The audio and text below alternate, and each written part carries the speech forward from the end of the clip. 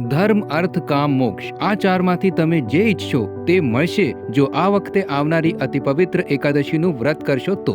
અને તેના ફક્ત મહાત્મ્યનું શ્રવણ પણ પાપોથી મુક્તિ અને આ પૃથ્વી પર સુખ આપી પરલોકમાં સ્વર્ગીય ગતિ પ્રાપ્ત કરવામાં સક્ષમ છે.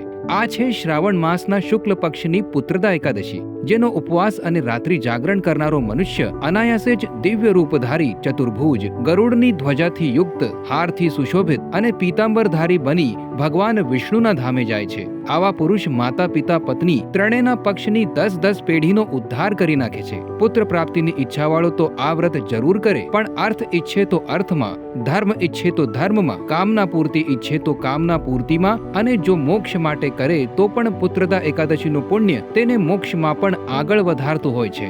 એકાદશી તિથિનો સમય છે 4 ઓગસ્ટ સવારે 10:41 થી 5 ઓગસ્ટ બપોરે 1:12 સુધી. વ્રત ઉપવાસ 5 ઓગસ્ટે કરવાનું છે. એકાદશીની અવધિ તથા વ્રતવાળા દિવસે ચોખા અને તેમાંથી બનેલા પદાર્થો ન ખાવા.